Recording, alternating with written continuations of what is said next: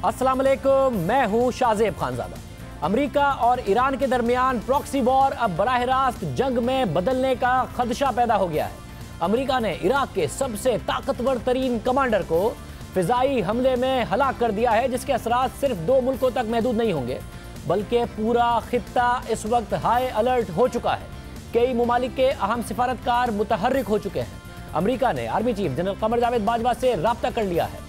तीसरी जंग अजीम की बहस शुरू हो गई है। ट्विटर पर सबसे ज्यादा ट्रेंड करने वाला हैशटैग भी इस वक्त तीसरी जंग अजीम है, क्योंकि ईरान के मुमकिना रद्द अमल से खतरात लाहक हो गए हैं।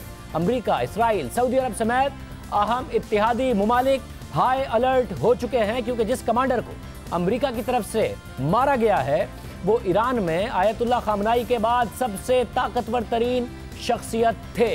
ईरान की दिफाई और जारहाना पॉलिसी के मास्टरमाइंड थे और खित्ते में ईरान को मजबूत करने में सबसे बड़ा हाथ इसी कमांडर का था।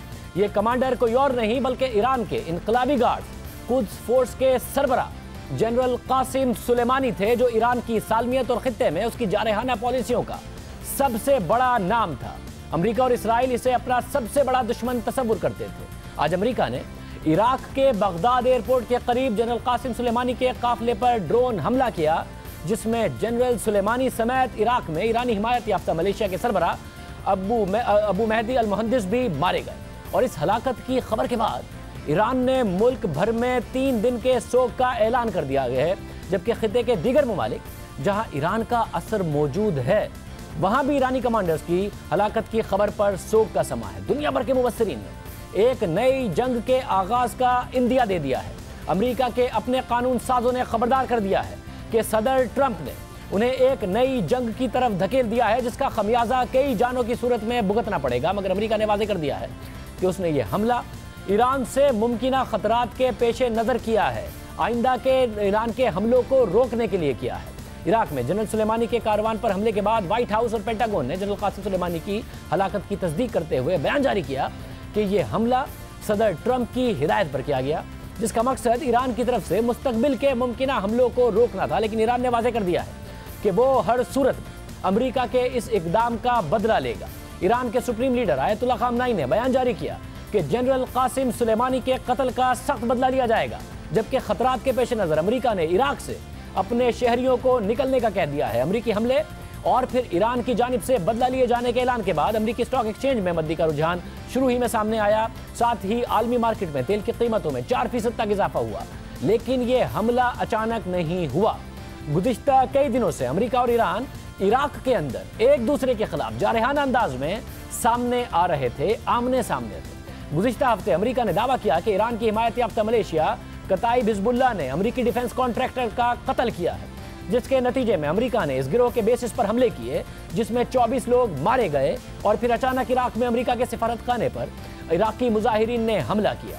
अमेरिका ने उसके पीछे ईरान को करार दिया और सदर ट्रंप ने ईरान को धमकी दी कि उसे इसकी भारी कीमत चुकानी पड़ेगी। जिसके बाद आज अमेरिका ने ईरान के इनकलाबी गार्ड कुद्स फोर्स के सरबरा को फजाई हमले में मार डाला, जिन्हें इराक के एयरपोर्ट से ईरान के हिमायत याफ्ता मलेशिया लेकर जा रहे थे। ये अमेरिका की तरफ से ईरान को वाज़ेह पैगाम है कि वो सदारती इंतखाबात की वजह से ये ना समझे कि अमेरिका कोई बड़ा रद्द अमल नहीं देगा। ये अमेरिका की तरफ से मौक़िफ़ सामने आया है, लेकिन अब पूरी दुनिया ईरान के मुमकिना रद्द अमल का इंतजार कर रही है। खुद अमेरिकी कानून साजों ने खतरे की घंटी बजा दी है और अमेरिकी सदर के इस इक़दाम को एकतरफा करार दे दिया है। अमेरिकी मुबस्सिरीन का ख्याल है कि कासिम सुलेमानी और अबू मेहदी अल मुहंदिस की हलाकत ने खित्ते में अमेरिका और इसराइल के मफादात को खतरे में डाल दिया है। अमेरिकी सेनेटर सदारती उम्मीदवार बर्नी सैंडर्स ने सुलेमानी के कत्ल से मुताल्लिक ट्विटर पर बयान जारी किया कि ट्रंप की खतरनाक जारहियत ने मशरिक़ वस्ता में हमें एक और खतरनाक जंग की तरफ धकेल दिया है, जिसमें बेशुमार जानों और खरबों डॉलर्स की कीमत चुकानी पड़ सकती है।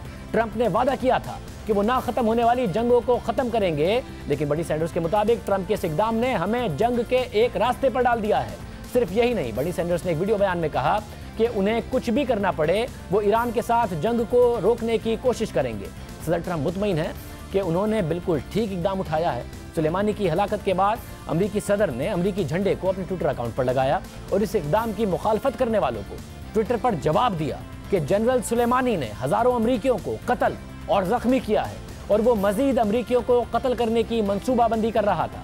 लेकिन वो पकड़ा गया। अमेरिकी सदर ने मजीद कहा कि जनरल सुलेमानी बिलवास्ता या बिलावास्ता लाखों लोगों के कत्ल के जिम्मेदार हैं और ईरान में हालिया मुजाहिरीन के कत्ल के जिम्मेदार भी वही हैं। ईरान कभी भी सही तौर पर उसे तस्लीम करने के काबिल नहीं होगा। सुलेमानी से ईरान के अंदर लोग खौफ खाते थे, ये अमेरिकी सदर ने कहा, और उससे नफरत करते थे। वो बिल्कुल उसकी हलाकत पर इतने गमज़दा नहीं हैं जितना ईरानी लीडर दुनिया को यकीन दिला रहे हैं। सुलेमानी को बहुत साल पहले ही मार देना चाहिए था, सदर ट्रंप ने मजीद कहा। लेकिन ट्रंप के इस इकदाम पर बाज़ अमरीकी सेनेटर्स बरहम नजर आ रहे हैं। लेकिन मुबस्सरीन का मानना है कि जनरल सुलेमानी अमेरिका का दुश्मन जरूर था, लेकिन ट्रंप ने ईरान के दूसरे सबसे ताकतवर तरीन शख्स को कत्ल करने की कांग्रेस से इजाजत ही नहीं ली। इस बात को जानते हुए कि इस इकदाम से खित्ते में एक नई जंग का आगाज हो सकता है। अब अहम बात यह है कि आखिर जनरल कासिम सुलेमानी कौन था, जिसे अमरीकी सदर के मुताबिक बहुत पहले ही मार देना चाहिए था, जिसकी वजह से खित्ता जंग की तरफ बढ़ सकता है। अमरीका और इसराइल कासिम सुलेमानी को अपना सबसे बड़ा दुश्मन क्यों तस्वुर करते हैं और क्यों अमरीकी मुबस्सरीन जनरल सुलेमानी के कत्ल को खित्ते में एक नई जंग की तौर पर देख रहे हैं, इसका जायजा लेना जरूरी है। जनरल सुलेमानी से मुताल्लिक कहा जाता है कि वो ईरान के एक गरीब खानदान से ताल्लुक़ रखते थे। उनके वालिद जो हैं वो उनको एक ज़मीन मिली, अपने वालिद की मदद करने के लिए सुलेमानी ने 13 साल की उम्र में काम करना शुरू किया। लेकिन बहुत कम लोग जानते थे कि मजदूरी करने वाला ये लड़का, जिसके वालिद को शाह के ज़माने में थोड़ी सी ज़मीन मिली, दुनिया के ताकतवर तरीन जर्नैलों के तौर पर उभर कर सामने आएगा। और यह मौका सुलेमानी को खुमैनी इनकलाब के वक्त मिला।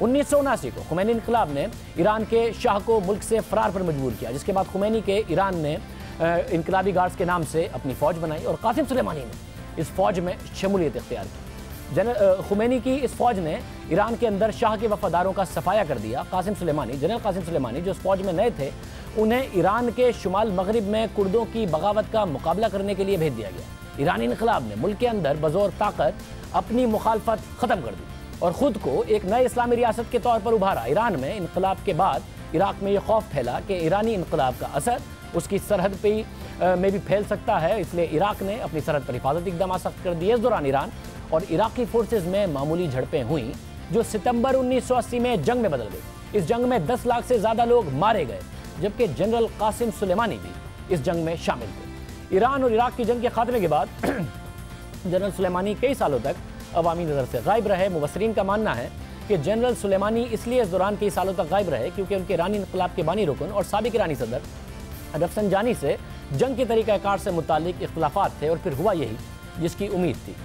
अचानक जनरल सुलेमानी एक ताकतवर शख्सियत के तौर पर उभरे। रफसंजानी के बाद 1988 में कासिम सुलेमानी ईरान की कुद्स फोर्स के सरबरा बने, जिसका काम ईरान को उसकी सरहदों के बाहर ताकतवर बनाना था, जिसका इल्ज़ाम उन पर लगता है कि इन्होंने प्रॉक्सी जंगें शुरू की। कुद्स फोर्स के सरबरा की हैसियत से जनरल सुलेमानी ने ईरान के बैरूनी ऑपरेशंस की निगरानी शुरू कर दी और इराक में अमरीकी कब्जे के बाद जनरल सुलेमानी अमरीका की नज़रों में आ गए। अमरीका और आलमी मुबस्सरीन का ख्याल है कि इराक में अमरीकी कब्जे के बाद अमरीका और उसके इत्तेहादियों पर जो हमले हुए उसमें जनरल सुलेमानी का अहम किरदार था, जिस इराक में मौजूद ईरानी हिमायत याफ्ता मलेशियाओं के जरिए ईरान का खित्ते पर असर रसूख बढ़ाया।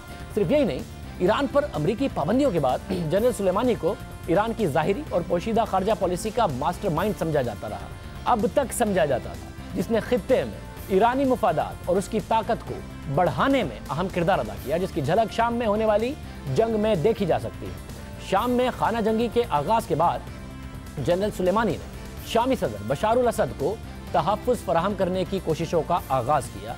उन्होंने शाम में मौजूद ईरानी हिमायत याफ्ता मलेशियाज़ और सरकारी फ़ौज को एक पेज पर इकट्ठा किया और इस जंग में रूस को भी ईरान के साथ मिलाने में कलीदी किरदार अदा किया। इतनी अहम शख्सियत जनरल सुलेमानी थे। और फिर शाम में ईरान की ये प्रॉक्सी अमेरिका के लिए सबसे बड़ा चैलेंज बनी रही। साथ ही इस प्रॉक्सी ने शाम में दाइश का भी मुकाबला किया, मगर बात यहीं तक महदूद नहीं रही। फ़लस्तीन में हमास की हिमायत और लबनान में हिजबुल्लाह को मजबूत करने में भी जो ईरान का किरदार रहा, मुबस्सरीन का ख्याल है उसमें सबसे बड़ा हाथ भी जनरल कासिम सुलेमानी का था। और यही हिजबुल्लाह इसराइल और उसके मफादात के लिए इस वक्त सबसे बड़ा खतरा बनी रही। आज हिजबुल्लाह ने जनरल कासिम की हलाकत पर बयान जारी किया है कि हम उनके रास्ते पर चलते रहेंगे। सिर्फ यही नहीं, बल्कि यमन में हौसी बागियों को मजबूत और उन्हें मदद फराहम करने में जनरल कासिम सुलेमानी का नाम लिया जाता है। जबकि 2014 में जब इराक दाइश की लपेट में आया तो पॉपुलर मोबिलाइजेशन फोर्सेज यानी PMF जिसके कारवान पर आज हमला हुआ और कासिम सुलेमानी मारे गए। इसी पीएमएफ ने दाइश को शिकस्त दी, जिसमें बेशतर मलेशिया ईरानी हिमायत याफ्ता थे जो जनरल सुलेमानी को अपने हीरो के तौर पर देखते हैं। अहम बात यह है कि मशरिक वस्ता में इस वक्त ईरान की जितनी भी प्रॉक्सीज मौजूद हैं वो जनरल सुलेमानी के असर में मौजूद थी। जनरल सुलेमानी मशरिक वस्ता में एक ऐसा नेटवर्क बनाने का मास्टरमाइंड समझे जाते थे जिसके जरिए ईरान से खित्ते के दीगर ममालिक तक प्रॉक्सीज की मदद मुमकिन हुई, जबकि ईरान उनमें से बेशतर इल्जामात की तरदीद करता आया है। मगर दुनिया के अहम ममालिक यानी अमेरिका, इसराइल, सऊदी अरब, बहरीन जनरल सुलेमानी को एक खतरे के तौर पर देखते थे। 2019 में अमेरिका ने ईरान के इनकलाबी गार्ड्स को दहशतगर्द करार दिया, लेकिन जनरल सुलेमानी पर यह पहला हमला नहीं है जिसमें आज वो मारे गए हैं। इससे पहले उन पर मुतादिद हमले हुए, उनके मारे जाने की भी खबरें सामने आती रहीं। 2006 में ईरान में एक जहाज़ तबाह हुआ, खबर सामने आई कि जनरल सुलेमानी इसमें मारे गए हैं। फिर दमिश्क में 2012 में होने वाली बमबारी में एक बार फिर उनकी मारे जाने की खबर सामने आई। फिर नवंबर 2015 में यह अफवाहें सामने आई कि शाम के अंदर होने वाली लड़ाई में जनरल सुलेमानी मारे गए हैं। शाम में कुछ के कई बेसिस पर फिजाई हमले हुए और उनकी हलाकत की खबरें सामने आई, लेकिन जनरल सुलेमानी जिंदा रहे। जबकि हाल ही में अक्टूबर के महीने में ईरान ने बयान जारी किया कि उन्होंने इसराइल और अरब एजेंसी की तरफ से जनरल सुलेमानी को कत्ल करने का मंसूबा नाकाम बनाया है। लेकिन गुज़िश्ता शब के हमले में जनरल सुलेमानी मारे गए, जिसकी तस्दीक अब ईरान ने भी कर दी है। अब से कुछ देर पहले अमरीकी वज़ीर ख़ारजा ने army chief general Qamar Javed Bajwa से रब्ता किया है। माइक पोम्पियो ने ट्वीट किया कि पाकिस्तान के आर्मी चीफ जनरल बाजवा से टेलीफोन पर बातचीत हुई है, उनसे अपने दिफा में की गई कार्रवाई से मुताल्लिक बात की। अमरीकी वज़ीर ख़ारजा ने लिखा कि ईरानी हुकूमत के इक़दामात खित्ते में अदम इस्तेहकाम फैला रहे हैं और अमरीकी मफादात को भी नुकसान पहुँचा रहे हैं। इसके बाद DGISPR की तरफ से एलामिया सामने आया। प्रेस रिलीज के मुताबिक army chief general Qamar Javed Bajwa को अमरीकी वज़ीर ख़ारजा ने टेलीफोन किया है और हालिया वाक़े के हवाले से बात की है। आर्मी चीफ ने इस बात पर जोर दिया कि कशीदगी के खात्मे के लिए सबको तहम्मुल का मुजाहरा करने की ज़रूरत है और तामीरी राब्ते ज़रूरी हैं ताकि कशीदगी को कम किया जा सके। आर्मी चीफ ने इस बात पर भी जोर दिया कि अफगान जो अमन अमल है उसकी कामयाबी पर तवज्जो बरकरार रखने की ज़रूरत है। इसके अलावा दफ्तर ख़ारजा का रद्द-ए-अमल भी आज की कार्रवाई पर सामने आया। पाकिस्तान ने मशरिक़ वस्ता की सूरत हाल पर शदीद तशवीश का इजहार किया। तर्जुमान दफ्तर ख़ारजा के मुताबिक मशरिक़ वस्ता की सूरत हाल खित्ते के अमन और सलामती के लिए ख़तरा है। खुद मुख्तारी का एहतराम और इलाकाई सालमियत अक़वाम मुत्तहिदा के चार्टर के बुनियादी उसूल है। अक़वाम मुत्तहिदा चार्टर के मुताबिक इन उसूलों की पासदारी करनी चाहिए। यकतरफ़ा इक़दाम और ताकत के इस्तेमाल से गुरेज करना चाहिए। मशरिक़ वस्ता में तनाव कम करने के लिए मस्बत राब्तों की ज़रूरत है। मसाइल को UN चार्टर और आलमी कवानीन के मुताबिक सिफारती ज़राए से हल किया जाए। पाकिस्तान पर भी इसके बहुत गहरे असरात मुरतब हो सकते हैं अगर ये मामला यहाँ से ख़राबी की सूरत में जाता है। सबकी नज़रें इस बात पर हैं कि ईरान की तरफ से क्या इस जो सिचुएशन है इसका रद्द-ए-अमल सामने आएगा। साथ ही अहम बात है पाकिस्तान के सऊदी अरब के साथ ताल्लुकात अच्छे हैं, अमेरिका के साथ ताल्लुकात में ख़राबी आई थी, अब बहुत बेहतर हैं। ईरान के साथ पाकिस्तान अपने ताल्लुकात बेहतर रखना चाहता है। क्या मुमकिन तौर पर ईरान और अमेरिका जंग की तरफ जाएंगे, और अगर जाएंगे तो फिर पाकिस्तान का क्या किरदार हो सकता है? हमारे साथ एक बहुत अहम पैनल मौजूद होगा, बात करेंगे उससे तफसील से एक ब्रेक के बाद।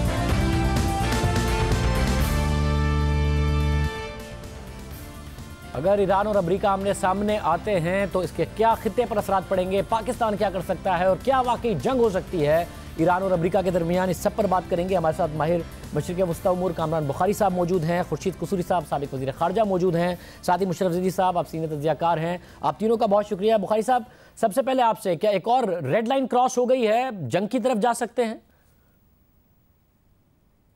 देखिए, रेड लाइनें बहुत सारी होती हैं, तो जहाँ तक जंग का ताल्लुक है मैं नहीं समझता कि एक जर्नैल के मारे जाने से ईरान जो है वो इतनी बड़ी जंग अपने सर पे लेना चाहता है। अमेरिका का ये हमला इसीलिए था कि ईरान के जो प्रोवोकेटिव ऑफेंसिव मूव्स चल रहे थे, टैंकरों के ऊपर हमला, पर्शियन गल्फ, अरेबियन सी के अंदर अमेरिका का बहुत बड़ा ड्रोन मार गिराना, फिर सऊदी अरब की तेल की तनसीबात के ऊपर बहुत बड़ा हमला हुआ, उसके बाद कोई 2 महीने में 11 हमले हुए हैं इराकी एयर बेसिस पे जो टारगेट कर रहे थे अमेरिकी ट्रूप्स और कॉन्ट्रैक्टर्स को। और ये दिसंबर 27 को जो कॉन्ट्रैक्टर मारा गया, इसके बाद ट्रंप इंतजामिया ने यह फैसला किया कि ईरान जो है वो बढ़ता चला आ रहा है, तो इनको जवाबी कार्रवाई अब देनी पड़ेगी। उससे पहले अमेरिका ने बहुत ही एहतियात का मुजाहरा किया है, और अब भी जो है अमेरिका कोई जंग नहीं चाहता, लेकिन मैसेज भेजना जरूरी था कि आप इस तरीके से हमले नहीं किए जा सकते। और जब तक जवाब नहीं दिया जाए तो अगली साइड को ये मैसेज जाता है कि भाई आपके लिए जो ना हाईवे खुली हुई है, जो मर्जी कर लें आप। तो अब ईरान को भी पता है कि अमेरिका ने इतना बड़ा कदम लिया है, तो अगर मजीद एस्केलेशन ईरान करता है तो फिर उसको बहुत बड़ी जंग का सामना करना पड़ेगा। उसकी माली हालत मुश्किल है। वहां पर अंदरूनी तौर पे जो है लोग बहुत ज्यादा खफा हैं हुकूमत से। हम ईरान की रीजनल जो सूरत हाल है वो भी बहुत ही खराब होती जा रही है। लबनान में और इराक में ईरान के खिलाफ बहुत बड़े बड़े मुजाहरे चल रहे हैं।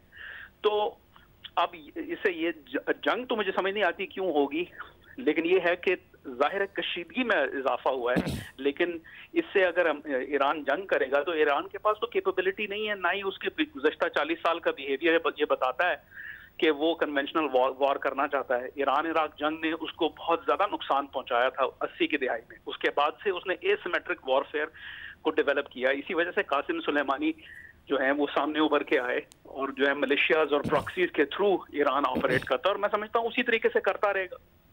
कसूरी साहब, आप बताइएगा, अब जाहिर है माइक पॉम्पियो ने राब्ते भी शुरू कर दिए हैं। उन्होंने जर्मन चांसलर से बात की, रशिया के फॉरेन मिनिस्टर से बात की, वजीर ख़ारजा से, साथ ही उन्होंने फ्रांस के वजीर ख़ारजा से भी बात की है, ब्रिटिश वजीर ख़ारजा से बात की है, अफ़गानिस्तान में उन्होंने सदर अशरफ गनी से बात की है, पाकिस्तान में उन्होंने army chief general Qamar Javed Bajwa से बात की है। आपके ख्याल में एक खित्ते में एक सूरत हाल ख़राब हो सकती है, पाकिस्तान पर इसके असरात आ सकते हैं, ईरान कैसे रिएक्ट कर सकता है? अच्छा देखिए, बात यह है ईरान के पास बहुत ऑप्शंस है।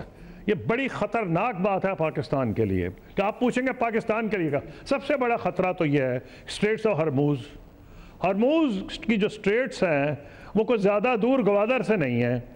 लास्ट टाइम ईरान ने क्या किया था, हालांकि एडमिट तो नहीं किया, ना किसी ने को करता है इस किस्म के, जब माइन किया तो आपको पता है कि ऑयल की प्राइस का क्या हुआ था। अगर खुदा ना खास्ता ईरान ने वो कुछ किया, एक उसका तो डायरेक्ट पाकिस्तान पे असर पड़ जाएगा। दूसरा क्या वो कर सकता है, अफगानिस्तान में अमेरिका की ज़्यादा प्रेजेंस नहीं है इसलिए, लेकिन वो जो ज़्यादा तकलीफ पहुंचा सकता है ईरान, वो इराक में है। जब जनरल सुलेमानी का जनाजा होगा वो सिर्फ तेहरान में नहीं होगा और बगदाद में भी होगा और इराक के बहुत से शहरों में होगा। उसका जो नतीजा है, सबसे बड़ी मुसीबत में इस वक्त इराक की हुकूमत है। ये मुझे कैसे अंदाज़ा है, मैं वज़ीर ख़ारजा एक ऐसे वक्त में था जब ईरान पे हमला का सोचा जा रहा था और हमारे अमेरिका से बड़े अच्छे ताल्लुकात थे।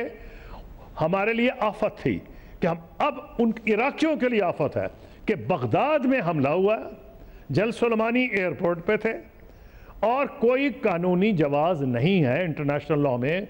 और लेकिन आज पॉम्पियो साहब ने कहा कि जनाब हमने मुमकिन हमलों पे जो हम पे हो रहे थे और इन्होंने बहुत से अमरीकी जो है उनको कत्ल किया, हमने उसके लिए रोका है।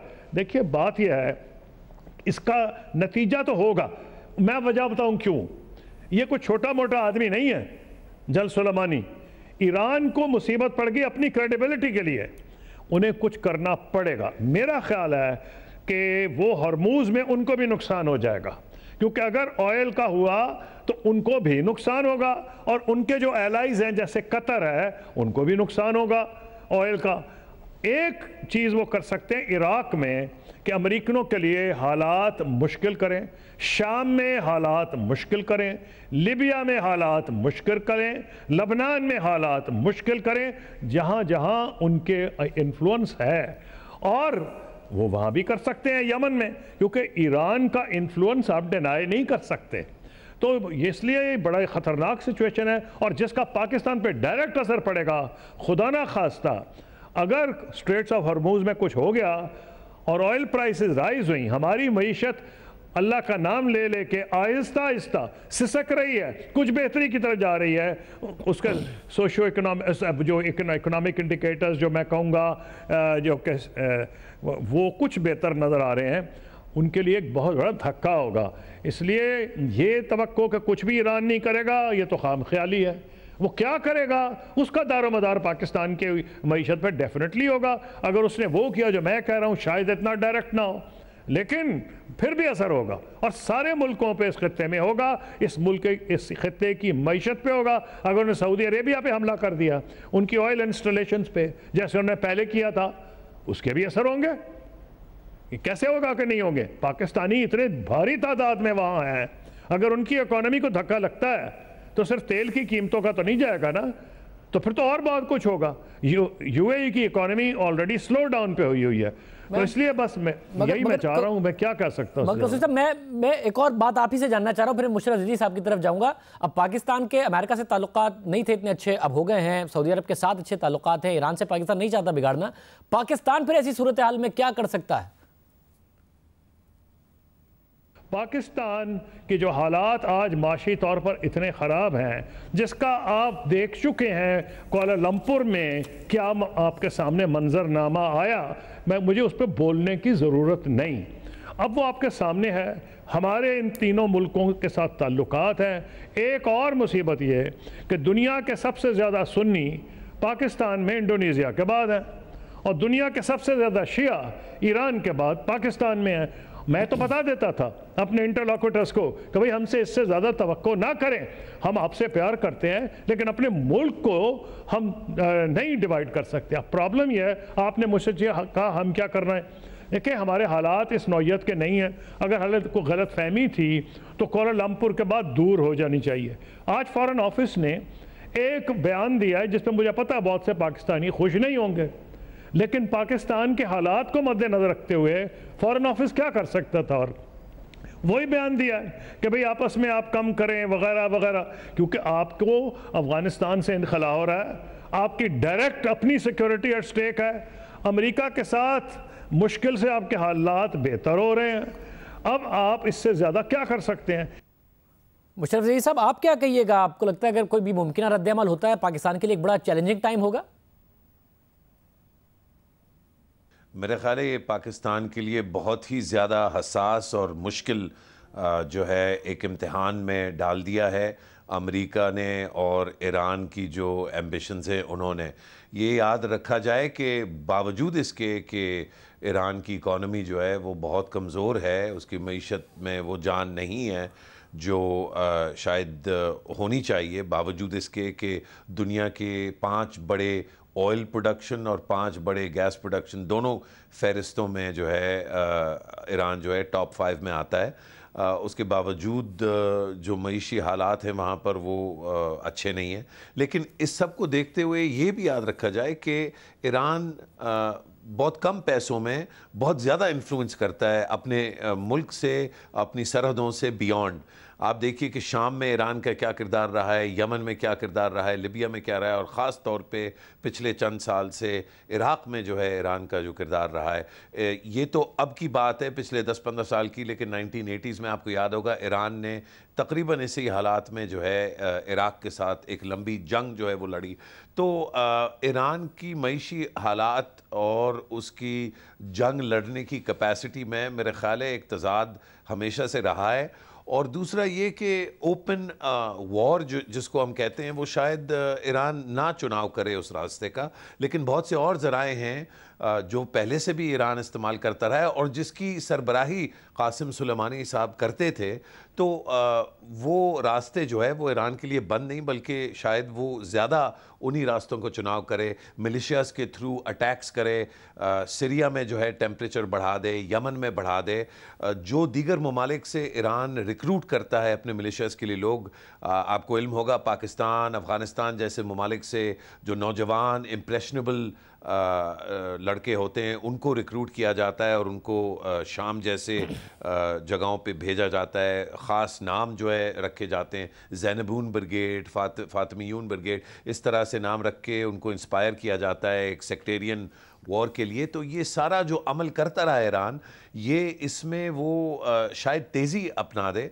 ये कहना या कंक्लूड करना कि ईरान कुछ भी नहीं कर सकता, मैं समझता हूँ क़ब्ल इस वक्त है।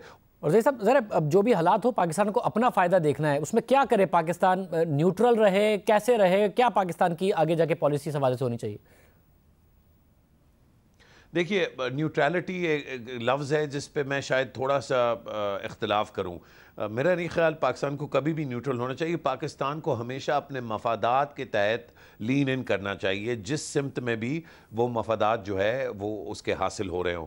इस वक्त जो ऐन ज़िम्मेदाराना जो अमल होगा वो ये कि पाकिस्तान किसी तरह से भी ईरान को ये महसूस ना होने दे कि वो मुकम्मल तौर पे अमेरिका, सऊदी अरब, दीगर और ममालिक के साथ मिल के उस पर चढ़ाई करेगा, क्योंकि ईरान के पास पाकिस्तान में गड़बड़ करने की कैपेसिटी थी, है और आगे तक रहेगी। तो एक ये क्लैरिटी होना बड़ा ज़रूरी है। दूसरा ये कि पाकिस्तान को किसी तरह से ईरान की तरफदारी करने की ज़रूरत नहीं है। अमेरिका ने बहुत बड़ा एक स्टेप लिया है और अमेरिका जो है वो पाकिस्तान के साथ, जैसे आपने ख़ुद फरमाया, अफ़गानिस्तान के बैटल ग्राउंड पर जो है एक मुश्तरका अमल में उसका हिस्सा है और कोशिश कर रहा है कि अफ़गानिस्तान में जंगबंदी हो, तो उसको थ्रेट नहीं होना चाहिए। और फिर ये भी याद रहे कि पाकिस्तान एक माली हालात की वजह से मजबूर भी है। सऊदी अरब, मुत्तहिदा इमारात और चीन जो हैं वो को सिग्नेटरीज़ हैं जो पाकिस्तान का IMF पे प्रोग्राम है। तो ये बड़ा ज़रूरी है कि कोई ऐसा स्टेप या कोई ऐसा गैर ज़िम्मेदाराना बयान जो है वो ना दिया जाए जिससे पाकिस्तान की मईशत को और IMF प्रोग्राम की स्टेबिलिटी को धचका लगे। बहुत शुक्रिया। तीनों पैनलिस्ट की राय आपने सुनी। प्रोग्राम के बाद जिक्र होगा नून लीग या तो खुद कंफ्यूज है या अपने वोटर सपोर्टर को कंफ्यूज कर रही है, तो उससे बात करेंगे।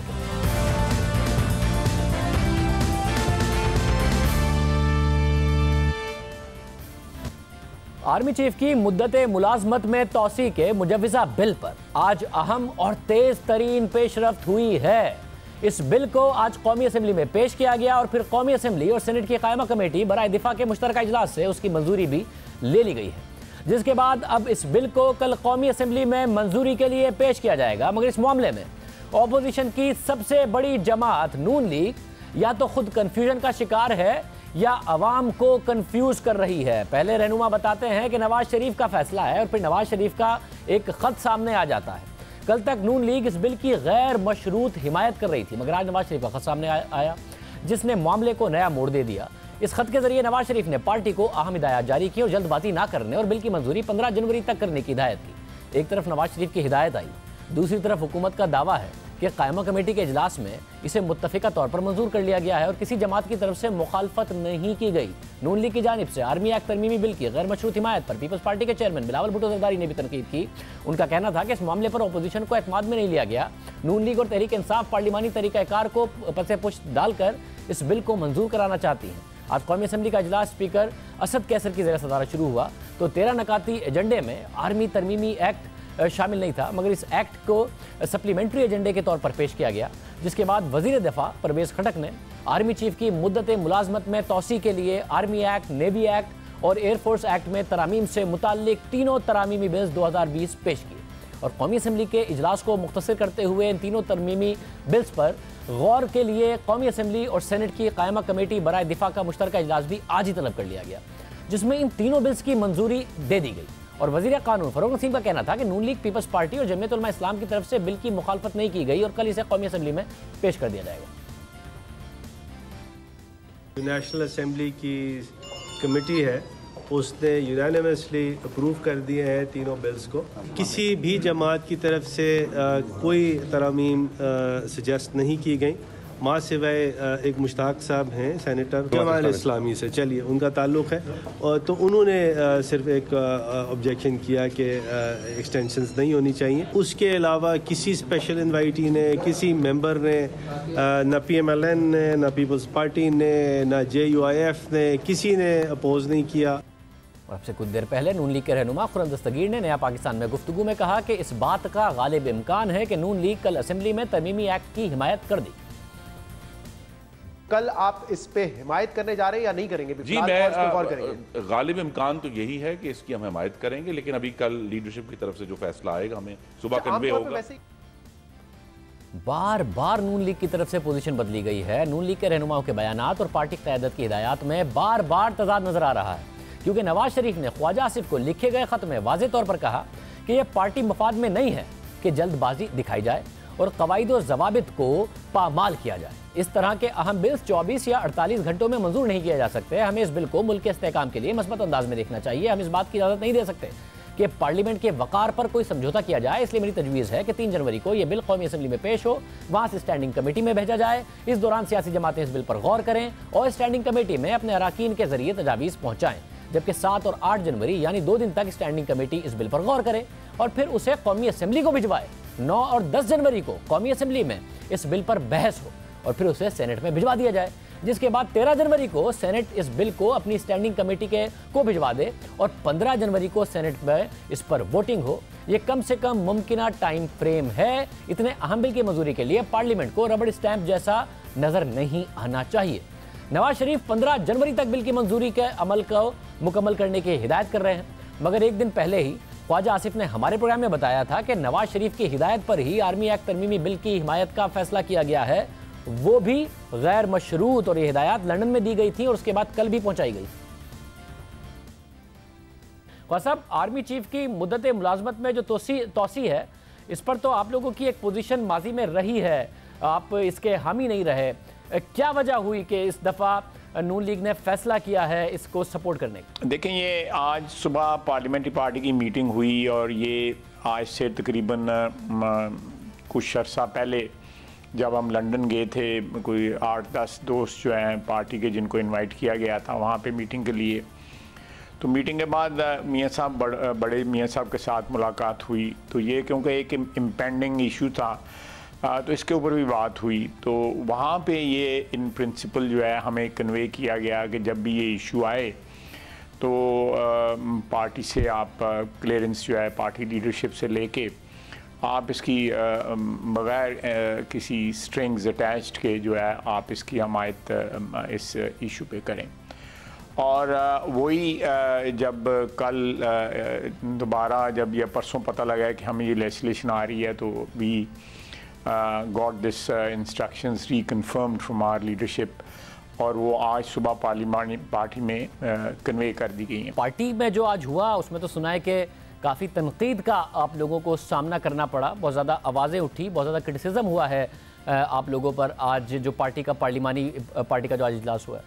आप दुरुस्त कह रहे हैं, क्रिटिसिज्म हुआ है, हमने फेस किया है क्रिटिसिज्म आज पार्टी में, बिल्कुल किया है, लेकिन अल्टीमेटली जो क़यादत की इंस्ट्रक्शंस जो हैं उनकी जो है वो कैरी होंगी कल इंशाल्लाह, ये कल या परसों जिस दिन भी ये लेजिस्लेशन होती।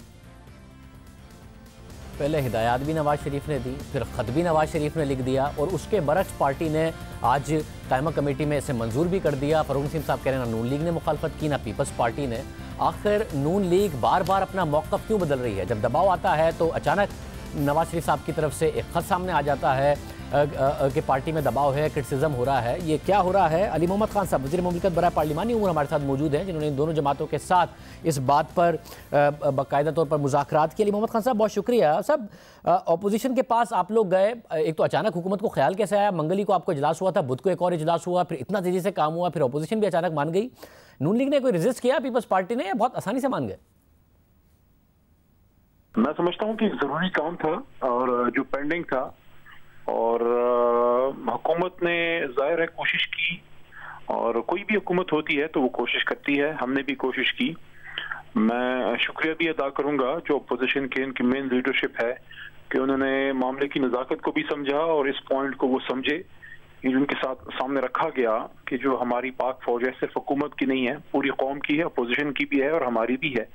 और उस पर उन्होंने जो है मैं समझता हूँ कि पॉजिटिव रिस्पांस दिया और अच्छा इस पर डेवलपमेंट हुई है। और मैं ये समझता हूँ कि एक बात तो इससे क्लियर होती है कि बावजूद तमाम मुखालफतों के और जितनी आपने देखा भी होगा, शाहजेब भाई आप कवर भी करते हैं, फ्लोर ऑफ द हाउस पे भी तुंद और तेज जुमलों का तबादला, कभी कभार बहुत उससे भी थोड़ा आगे जाना और फिर ऐवान से बाहर भी, लेकिन जब कोई कौम के लिए एक नेशनल कॉज के लिए खड़े होने की बात आई तो आपकी पॉलिटिकल लीडरशिप ने साबित किया है कि अल्लाह के करम से इतनी सलाहियत बहरहाल है पॉलिटिकल लीडरशिप में कि क्रिटिकल इश्यूज पे इकट्ठे मिलके उसका कोई हल वो निकाल सकते हैं। ये बात आप दुरुस्त कह रहे हैं कि जनरल बाजवा की तौसी के मामले पर सियासी क़यादत एक पेज पर नज़र आई है। आप लोगों ने मिलकर इसका फौरी तौर पर हल भी निकाल लिया है, मगर मुतज़ाद मौक़िफ़ नून लीग का वैसे सामने आ रहा था। आप लोगों के सामने भी वो मौक़िफ़ रखा या आसानी से मान गए वो?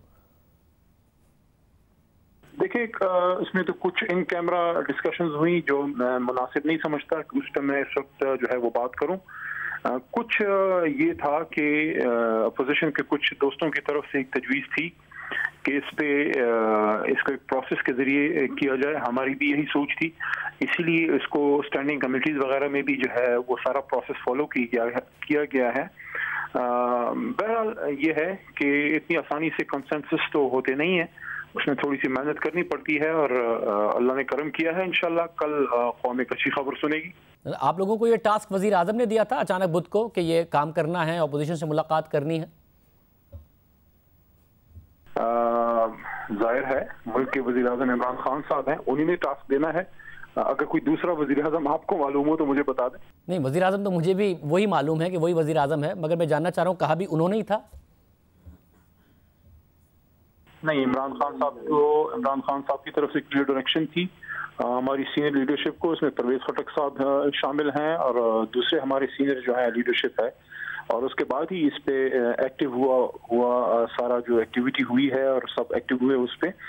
और कल बिलावल साहब से इस पे जो है एक नशिस्त हुई और उससे पहले सुबह मुस्लिम लीग नवाज की सीनियर लीडरशिप के साथ जो है इस पे गुफ्तगू हुई और दोनों तरफ से एक पॉजिटिव रिस्पांस मिला, क्योंकि बहरहाल उनको भी इसका एहसास है कि बॉर्डर पार जो सूरत हाल है, जो कश्मीर में माजी करीब में जो सूरत हाल हुई है और जो हिंदुस्तान जिस तरह से वो एक जारहाना अज़ाइम रखता है, ऐसी सूरत हाल में जो वज़ीर आज़म साहब का एक विजन है कि बाजवा साहब से वो चाहते हैं कि जो एक कामयाब एक टीम है वो चले आगे। तो आई थिंक सब को ये बात समझ में आ गई है। इंशाल्लाह कल जब ये कानून पास होगा प्रॉपर फॉर्म में तो अल्लाह के करम से इंशाल्लाह इसमें क्लैरिटी भी आ जाएगी। मतलब यानी ये वाज़ेह है, क्योंकि पब्लिकली जो भी बात कर रही है नून लीग, इन्होंने कमिटमेंट दी है आपको, नून लीग और पीपल्स पार्टी ने, कि कल असेंबली में ये वोट देंगे इसके हक में।